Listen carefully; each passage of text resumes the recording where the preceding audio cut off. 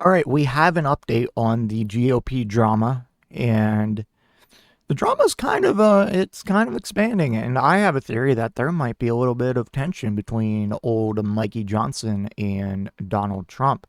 So let's start with the update on the remote voting standoff. We covered this the other day. Basically, Representative Anna Paulina Luna. She's a bit crazy, by the way. She's real MAGA. Um, she raised the issue of like, hey, remote voting should remain a thing. That should not go away for parents who just had a newborn. And it was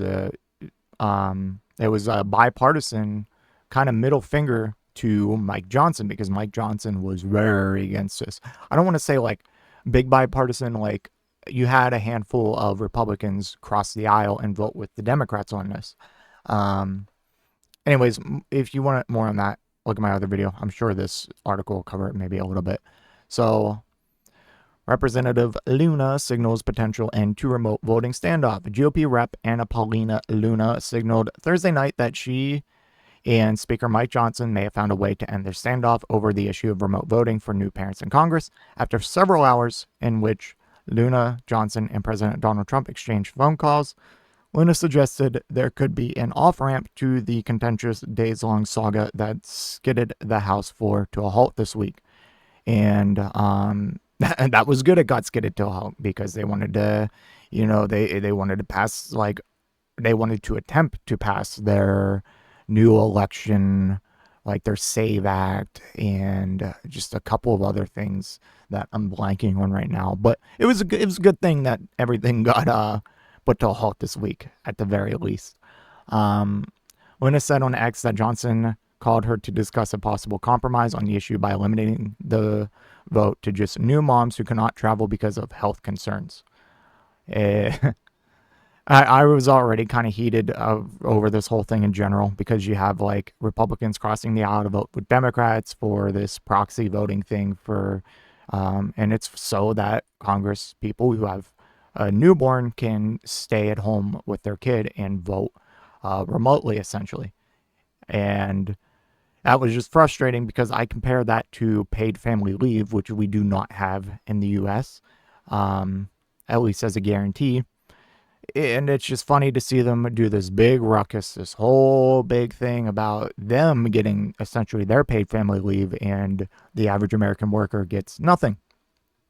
And it's just funny. Like, where's this energy and cooperation for me and the average U.S. citizen?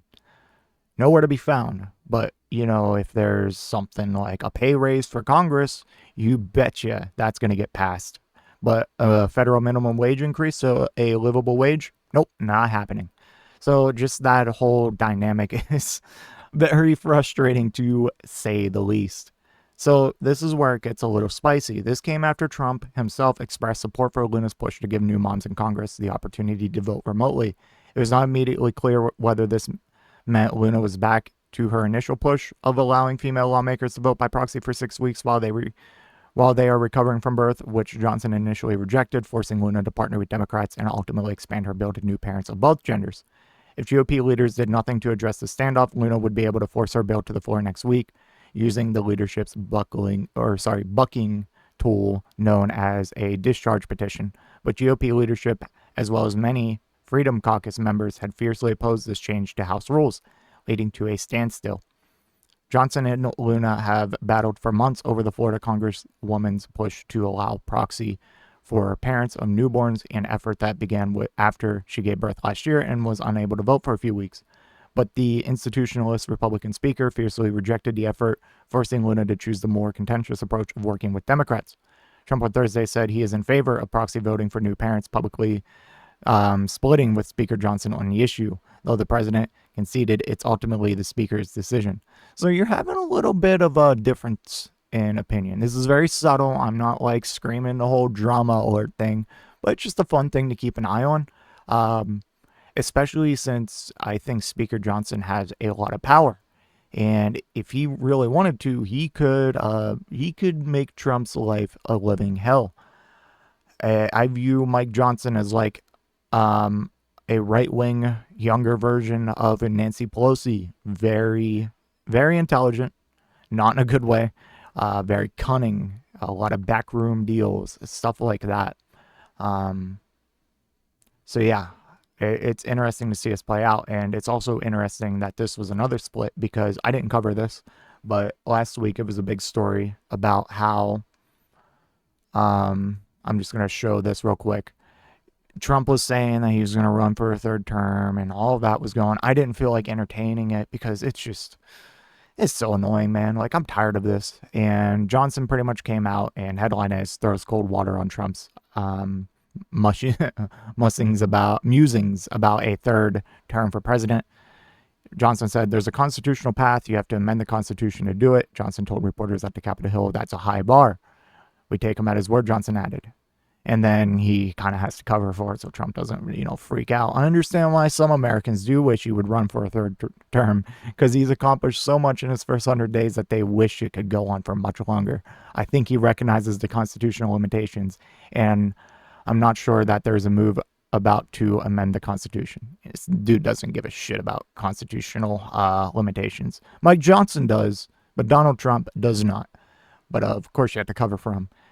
Anyways, to finish out this article, I'm going to let the speaker make the decision, but I like the idea of being able to, if you're having a baby, I think you should be able to call in and vote. I'm in favor of that. I understand some people aren't, and I'm not involved in the issue, but I did. I spoke with Representative Anna yesterday. She and some people feel strongly about it, and I would agree with them. I love that's how he says, like, for every issue, he's like, here's people have strong opinions about it on both sides. It's very, very contested. He says this for everything. It's funny.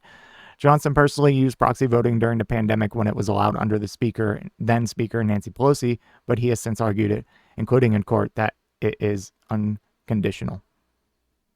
So this motherfucker gets to proxy vote during COVID, and then like someone wants to proxy vote for like a very, I'd say like as someone on principle who is for a form of paid family leave, yeah, something decent, and he's like, no. And when I say decent, that's an extremely low bar because again, this just is for Congress. There is no push or even conversation to have like a paid family leave to everyone. And I know we're not talking about straight paid family leave here. Again, it's just the closest comparison I can make, that Congress will always do stuff that benefits them, but not the average U.S. citizen. They will always vote in favor of pay increases for them, and they will always vote against a federal minimum wage increase for everyone else. Same with this situation and paid family leave.